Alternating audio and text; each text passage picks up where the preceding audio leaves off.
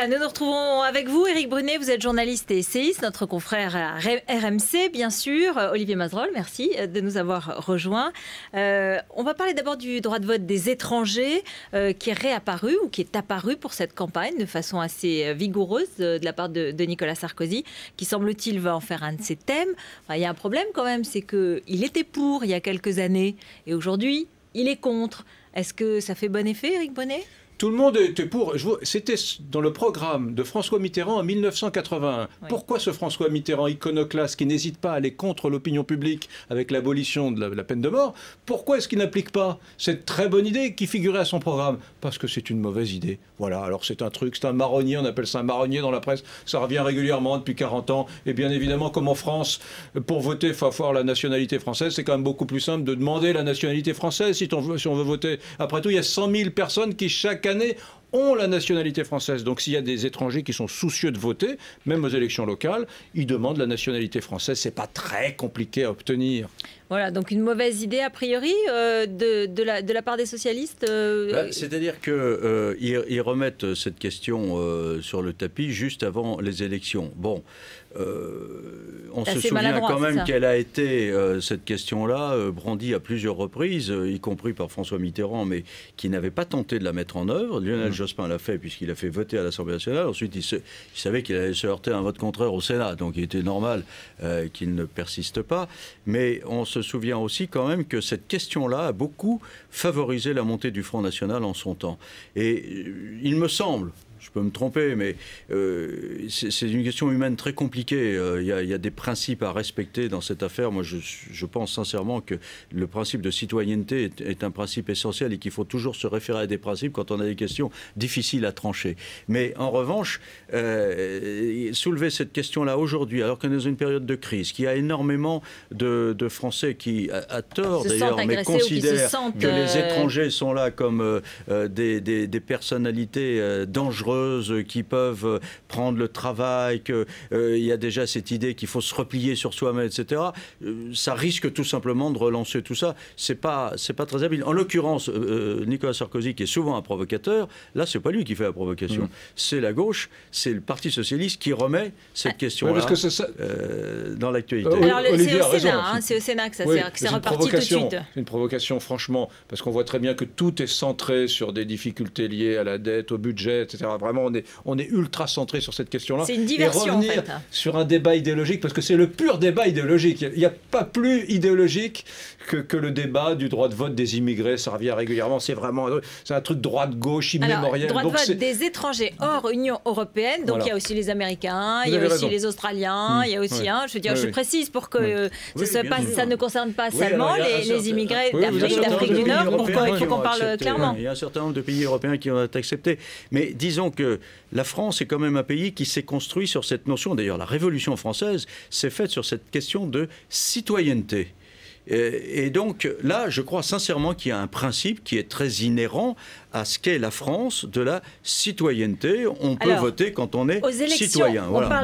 On parle évidemment du droit de vote aux élections locales. Oui. Et là, quand même, je vais essayer de défendre cette thèse que vous ne défendez ni l'un ni l'autre, qui est que, bon, quand on vit dans une ville, quand on vit dans un quartier et qu'on paye ses impôts parce qu'on travaille, qu'on soit de nationalité française ou de nationalité différente, on peut choisir son maire, son conseiller général. Après tout, il va gérer les affaires locales sur lesquelles nous sommes totalement concernés. Alors, oui, quand vous le présentez comme ça, c'est alléchant, on y croit. Attendez, j'ai pas fini, ça peut aussi favoriser l'intégration, l'insertion dans la société. Ça, je ne suis pas sûr, justement. Convaincu. Vous savez, qu'est-ce qui différencie un ressortissant étranger d'un citoyen français sur le plan local aujourd'hui? Pas grand-chose, parce que il cotise, il paie des impôts, il a une couverture sociale assez proche de la nôtre, etc. Mais il vote pas. Oui, la seule petite question, c'est le vote. Mais si vraiment il souhaite l'acquérir, c'est le principe sacro-saint de la citoyenneté. Olivier Mazerolle a raison. Donc si nous ne naturalisions personne, ça aurait du sens de dire, mon Dieu, la France, ce pays cloisonné, qui n'est pas généreux avec les ressortissants étrangers, oui, nous souhaiterions qu'ils nous accordent le droit de vote dans les élections locales. Ça aurait du sens. Malheureusement, sur les questions de citoyenneté, la France est plutôt un pays généreux. Donc ça n'a pas tellement de sens de réclamer ça. En revanche, c'est vrai, favoriser une représentation, une représentativité de groupes de population qui, en effet, n'ont pas la possibilité de participer aux élections et auprès des municipalités. Ça s'est fait déjà un peu, mais sans doute de façon imparfaite.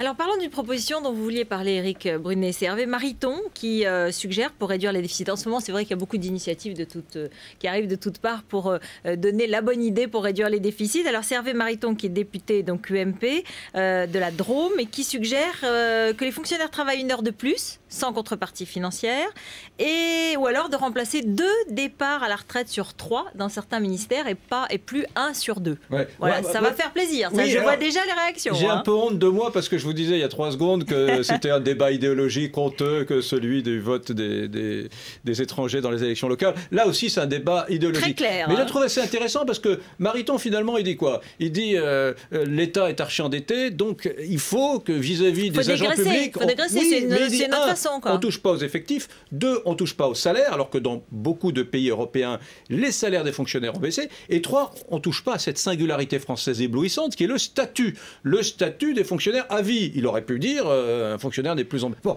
non, il dit simplement eh bien, permettons de travailler à ces fonctionnaires, demandons-leur de travailler 1 heure de plus par semaine. Ça fait 12 minutes par jour. Le dispositif, globalement, serait plus efficient et ce serait une façon, à mon avis, intelligente eh bien, de montrer que les fonctionnaires sont extrêmement soucieux de l'intérêt public. Concernés par l'intérêt public. Je crois quand même que là, ça sera un peu une rupture de contrat quand même. Hein. Quand on engage quelqu'un, on le prend sous un contrat spécifique et puis après, il a signé, mais l'employeur aussi a signé. Bon, c'est vrai qu'il y a la question de la fonction publique en France. Il y a beaucoup plus d'agents public en France qu'il n'y en a dans certains pays, comme l'Allemagne par exemple, qui n'est pas un pays sous-administré. Et il y a, je crois, 2 ou 3 fois moins de fonctionnaires en Allemagne qu'en France. Bon, mais en revanche, vous savez, au sein de l'UMP, il y a une idée qui est plus subtile que celle de Mariton, qui consiste à dire, au moment d'embaucher un fonctionnaire, que ce soit au niveau national ou au niveau territorial, eh bien, on peut lui donner le choix. Soit de rentrer dans la classification habituelle avec son contrat garanti à vie et il est intouchable, il ne peut pas bouger, soit au contraire on lui propose d'être géré un peu comme on est dans les boîtes privées, mais alors là ce sont des CDD de longue durée.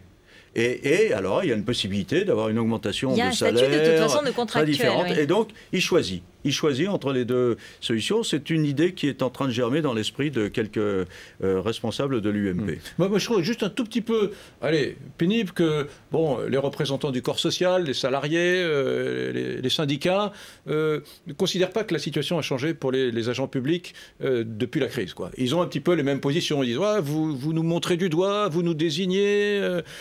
Or, c'est pas ça. Il y a vraiment une nécessité de faire en sorte que ce soit moins coûteux, ce dispositif. On ne demande pas ça aux gens du privé. Pourquoi? Parce que c'est l'État qui est en déficit, voilà, et donc les fonctionnaires. Et je trouve là que sur cette question précise, les syndicats s'honoreraient en ayant une réflexion un peu plus portée sur l'efficience économique. Je ne dis pas que l'idée de Mariton est bonne, mais ça serait bien qu'il faille un pas. C'est-à-dire que plutôt que de réduire les salaires, on peut peut-être organiser les choses différemment pour qu'ils aient un travail peut-être plus intéressant que celui qu'ils ont à faire, parce qu'il arrive parfois, on est tous allés dans certains bureaux où on se demande véritablement si c'est très passionnant d'exercer ces fonctions-là. Bref, avoir un esprit un peu plus de responsabilité. Quoi. Et puis, effectivement, plutôt que de travailler moins, travailler toujours le même temps avec un salaire garanti, mais effectivement avec une efficacité plus grande. Un mot sur la journée de demain, qui va être la journée contre les violences contre les femmes, voilà, consacrée aux violences contre les femmes. Roselyne Bachelot aujourd'hui a annoncé qu'elle était d'accord sur le délai de prescription pour les agressions sexuelles qui pourrait être prolongé, passé de 3 à 10 ans. Et on a des chiffres qui sont très inquiétants. Une femme sur 6 victime de violences conjugales dans des couples qui vivent parfois depuis 10 ans et plus. Est-ce qu'il y a une exception française dans ce domaine? J'ai regardé moi j'étais ébahi par ce que j'ai vu, stupéfié. Il y a une égalité chez les femmes, c'est quel que soit leur milieu, quelle que soit leur origine sociale, quelle que soit leur religion. Mais il y a peut-être des religions qui frappent plus, qui sont plus sujettes à des maltraitances, vous savez. Bon, et j'avais peut-être, un a priori sur la question. Eh bien, le préjugé est tombé parce que quand j'ai vu les réalités statistiques, le truc, c'est que on se rend compte que ça affecte absolument toutes les strates sociales, toutes les géographies de la France. Donc voilà, moi j'étais simplement confondu. Je me dis que le combat féministe j'ai toujours plaidé pour cette idée, mais alors là encore plus, le combat féministe, il faut absolument le moderniser, le réimplémenter dans la société française, parce que c'est pas du pipeau, c'est une nécessité absolue. Hein. Oui, ce qui est dommage, c'est que ce soit uniquement une journée par an. Voilà, parce que c'est un combat permanent.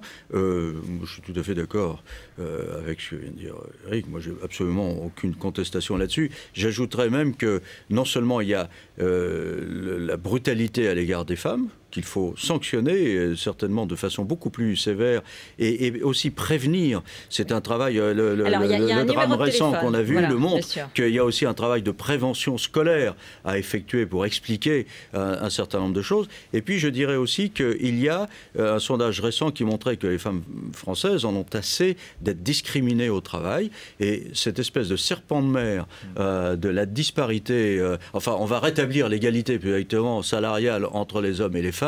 Je trouve ça honteux qu'on ne soit pas encore parvenu en France à le surmonter. Je sais bien qu'on met toujours en avant l'idée, oui, mais une femme, elle peut s'absenter parce qu'elle peut avoir la maternité. Bah oui, c'est comme ça. Les deux sexes ont leurs avantages et leurs inconvénients, mais c'est pas pour autant qu'elles sont moins compétentes au travail. Il y a un numéro 3919 qui est un numéro gratuit depuis les portables pour toutes les femmes qui veulent et qui ont besoin et qui veulent en parler et porter plainte évidemment. Merci beaucoup à tous les deux. Merci Sylvain Thor d'Alain Marchal. À tout de suite.